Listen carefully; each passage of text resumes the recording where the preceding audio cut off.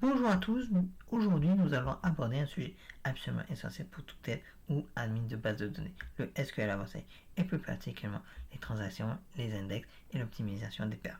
Si vous savez déjà écrire des requêtes select, insert, update et delete, ce module va vous faire passer à la vitesse supérieure. Nous allons voir comment garantir l'intégrité de vos données, comment accélérer vos requêtes jusqu'à 1000 fois, et comment éviter les pièges les plus courants qui transforment une base de données rapide en un cauchemar de lenteur. Au programme, nous allons voir les transactions et propriétés ACID, les verrous et la gestion de concurrence, les index avec les types, la création et l'optimisation, l'analyse et l'optimisation des paires, les bonnes pratiques à adopter. C'est prêt, c'est parti. Une transaction, c'est un ensemble d'opérations SQL qui forment une unité logique de travail. Soit toutes les opérations réussissent, soit aucune n'est appliquée. Imaginez un virement bancaire, vous débitez 100 € du compte A et vous créditez 100 € sur le compte B. Si le débit réussit mais que le crédit échoue, vous venez de faire disparaître 100 €. Une transaction garantit que ces deux opérations forment un tout indivisible. Hop, je vous montre un exemple. Si la deuxième requête échoue, on peut annuler toute la transaction avec le rollback. Les transactions doivent respecter 4 propriétés fondamentales résumées par l'acronyme ACID, donc A pour atomicité, tout ou rien. Une transaction est indivisible, soit toutes les opérations sont appliquées, soit aucune. C pour la cohérence, la base de données passe d'un état cohérent à un autre état cohérent. Toutes les règles d'intégrité, contraintes, triggers sont respectées. I pour l'isolation, les transactions concurrentes ne se voient pas mutuellement. Chaque transaction a l'impression d'être seule. D pour la durabilité, une fois validée, commit, une transaction est permanente, même en cas de panne système. Voici un exemple de transaction. Donc voilà, début de la transaction, on fait la création d'une commande, on récupère l'ID, on ajoute des lignes de commande et on met à jour le stock et on valide si tout est ok, sinon on annule s'il y a un souci. C'est tout simple.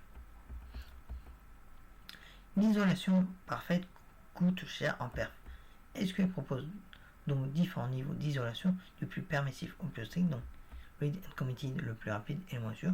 Donc il peut lire des données non validées, donc dirty reads, et ça a un risque de lecture fantôme. Read committed, c'est le niveau par défaut dans la plupart des SGBD. Il ne lit que les données validées, il évite les dirty reads et peut avoir des lectures non répétables. Repeatable read, c'est des lectures cohérentes. Il garantit que relire les mêmes données donne le même résultat. Peut aussi avoir des lectures fantômes, phantom reads. Et serializable, c'est le plus strict et le plus lent, parce qu'il a une isolation totale, et comme si les transactions s'exécutaient en chaîne, en série, et aucune anomalie de lecture. Voici un exemple. Hop. Tac. Et on définit le niveau d'isolation, et ensuite on fait le début de transaction et le commit, et on met nos requêtes. Pour gérer la concurrence, les SGBD utilisent des verrous locks. Donc les verrous partagés share reader locks, c'est pour la lecture. Plusieurs transactions peuvent lire simultanément. Ça empêche les modifs pendant la lecture. Les verrous exclusifs, donc exclusive locks, c'est pour l'écriture. Une seule transaction peut modifier et ça bloque toutes les autres opérations. Je vais vous montrer une démonstration. Donc tac. Donc là, vous voyez, c'est un verrou explicite parce que on évite toute modif concurrente. Donc maintenant, personne d'autre ne peut modifier cette ligne jusqu'au commit ou sauf s'il y a un rollback. Mais et aussi attention aux deadlocks. Deux transactions qui attendent chacune un verrou détenu par l'autre, le SGBD détecte et annule généralement l'une des deux. Sans index, chercher une donnée dans une table, c'est comme chercher un mot dans un dictionnaire non trié. Il faut tout lire de A à Z et c'est un vrai cauchemar. Un index, c'est comme l'index d'un livre, une structure de données triées qui permet de trouver rapidement où se trouve l'information. Voici un exemple que je vais vous mettre tout de suite sur l'écran. Donc vous voyez, il y a là, admettons que j'ai fait une table de 1 million de lignes sans index. Donc avec la commande, la requête que j'ai faite, ça met 2,5 secondes parce que ça scanne toute la table. Alors que si je fais la même requête mais avec un index sur l'email, ça prend 800 fois moins de temps, ce qui est non négligeable. Maintenant, on va voir les types d'index. Donc, le premier, le plus courant, c'est l'index between. C'est une structure en arbre équilibré. C'est excellent pour les comparaisons égales, supérieures ou inférieures et between. Et bien évidemment, c'est par défaut dans la plupart des SGBD. Hop, je vous montre. Voilà. Il y a l'index unique qui garantit l'unicité. C'est comme le between, mais il empêche les doublons et c'est automatiquement créé pour les prix marqués et uniques. Hop, je vous montre. Il y a aussi l'index composite sur plusieurs colonnes. L'ordre des colonnes est crucial et c'est utile pour les requêtes multi-critères. Hop, je vous montre. Donc, c'est efficace pour where non égale Dupont. C'est efficace aussi pour where non égale Dupont and non and de prénom John. Mais ce n'est pas efficace pour where prénom égale John parce que l'ordre est inversé. Alors, ensuite, il y a l'index full text, c'est pour la recherche textuelle, c'est optimisé pour chercher des mots dans du texte et ça supporte les recherches du type contient. Je vais vous montrer un exemple. Hop, yes. Vous voyez, dans notre base de données, dans notre table, on recherche au niveau de la description en ordinateur portable. Ensuite, il y a les index spatiaux, donc c'est pour les données géographiques. On a PostGIS, MySQL spatial, et c'est optimisé du coup pour les requêtes géométriques. Bien évidemment que là, je ne vais pas vous faire l'exemple pour celui-là. Si vous êtes intéressé, vous pouvez me poser des questions ou chercher sur Internet. Alors, maintenant, on va voir quand créer des index. Créer des index sur les colonnes utilisées dans les clauses where fréquentes, dans les colonnes de join, dans les colonnes utilisées dans order by, dans les clés étrangères, dans les colonnes avec une forte cardinalité, donc beaucoup de valeurs différentes. On ne crée pas d'index sur les petites tables, moins de 1000 lignes, ou même dans les colonnes rarement utilisées en recherche, ou dans les colonnes avec une faible cardinalité, telles que genre ou booleans, et dans les colonnes fréquemment modifiées, et bien évidemment dans les tables avec beaucoup d'insert et d'update.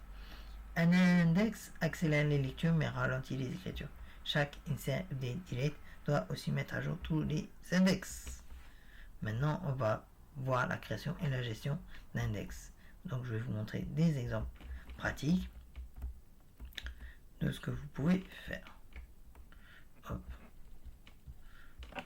C'est toujours des requêtes. Donc là, on crée une table simple. Après, on met un index. On crée un index, oui, simple. J'ai déjà une table simple. Bon, de toute façon, c'est marqué. Ensuite, on crée un. Là, pour le deuxième, on crée un index composite. Donc l'ordre est imposant. Là, on crée un index avec un tri descendant. Là, un index partiel, PostgreSQL. Par contre, pourquoi tabnin est venu s'ouvrir. L'index partiel, c'est avec PostgreSQL. Là, on peut voir les index d'une table. On peut analyser l'utilisation d'un index et on supprime un index inutilisé.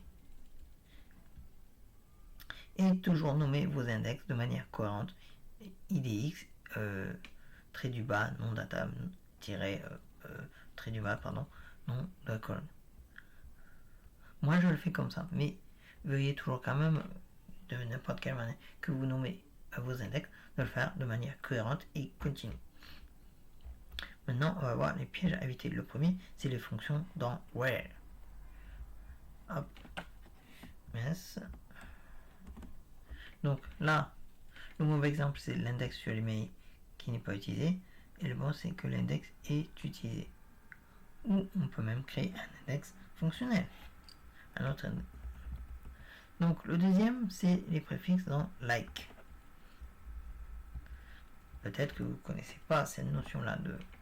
Donc là, vous voyez, le premier exemple est mauvais parce que là, ça fait un scan complet de la table.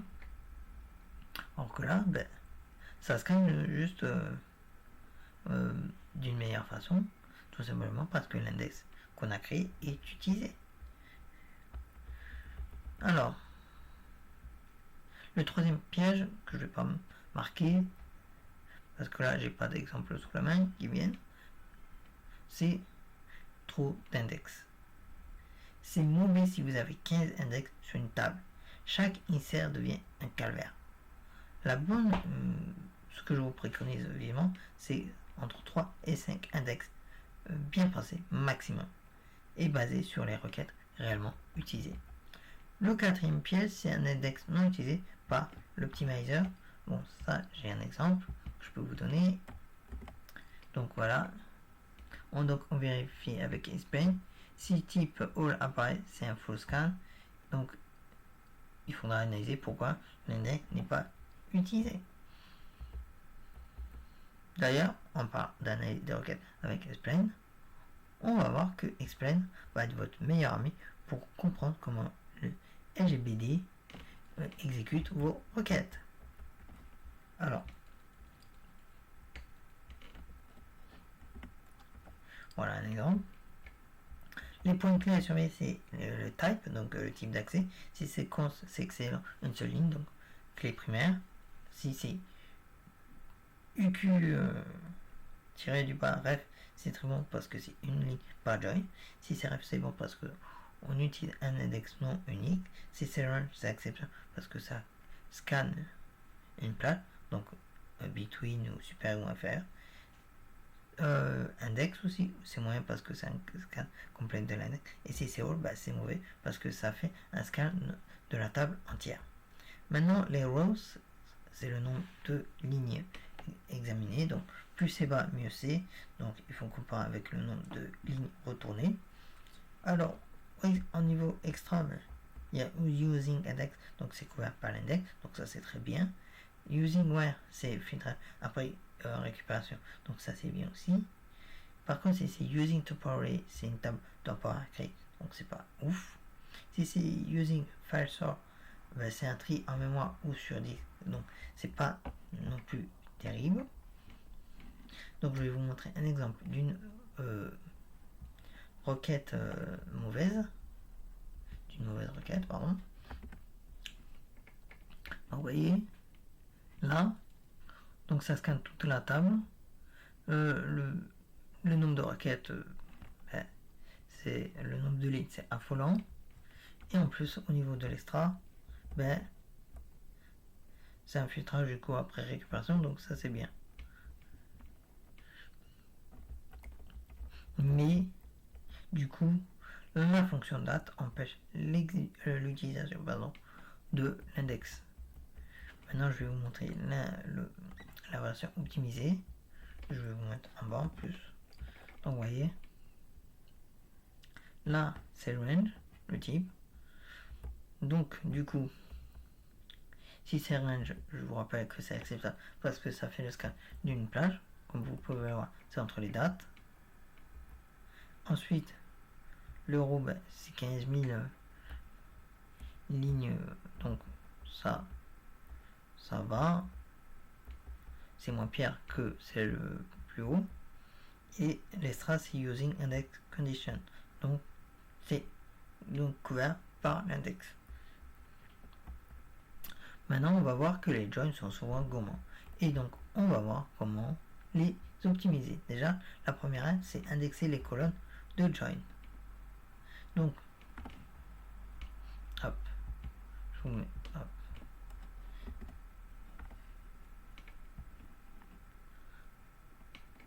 Hop. Donc, là, vous voyez, le premier exemple, c'est lent parce qu'il n'y a pas d'index. Donc, assurez-vous d'avoir un index et une primary key sur utilisateur ID, mais bien évidemment que c'est automatique le primary key, surtout sur un ID.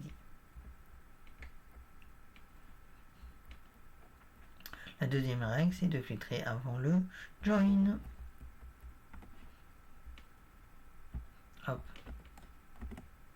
Donc là, ça fait une jointure, puis après ça filtre, ce qui est complètement nawak. Donc, on fait une sous-requête filtrée. Ça a fait un peu plus de lignes, mais c'est plus propre. Et c'est plus logique. Si vous avez des questions, n'hésitez pas à me les poser. Maintenant, alors, la troisième règle, c'est attention à l'ordre des join. Donc, on commence par la table la plus restrictive. Ensuite, il y a 50 lignes après le filtre. Et du coup, 10 000 lignes.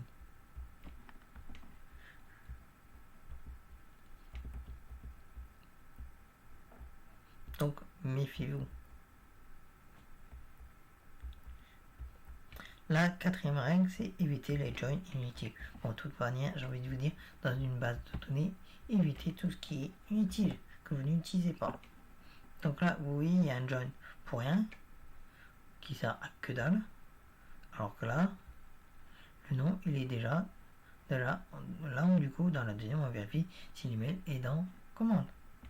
Ce qui est plus pertinent. Maintenant, on va voir l'optimisation des agrégateurs, parce que les comptes et les summes et les AVG peuvent être coûteux.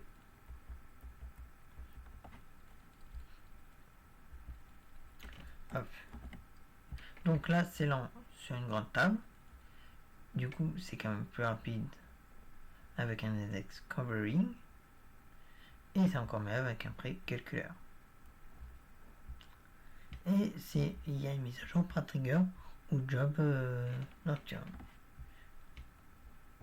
Alors, maintenant on va voir la pagination efficace. Et donc, là c'est lent pour les grandes pages. Parce que du coup, ça doit scanner 10 000 lignes, pardon, 10 010 de lignes, pardon. Bon, de toute façon, vous aviez compris. Hein. Alors que là, c'est rapide avec le curseur. Ce qui est vraiment topissime. Donc, vérifiez toujours bien quand vous faites des requêtes si c'est la bonne méthode, si c'est optimisé ou pas. Bien évidemment, si vous êtes débutant, vous n'aurez peut-être pas le... comment ça s'appelle le mot pas le même retour, mais le même recul, voilà, pardon, qu'un plus ancien, mais à force de le faire, vous y verrez mieux au niveau des optimisations. Donc, vous inquiétez pas si vous avez un peu peur et que vous débutez. La stratégie de cache la plus efficace est de ne pas requêter la base. Au niveau des caches, il y a le cache applicatif, donc tel que Redis, mais même Cachid, ça stocke les résultats fréquents et c'est invalidé intelligemment.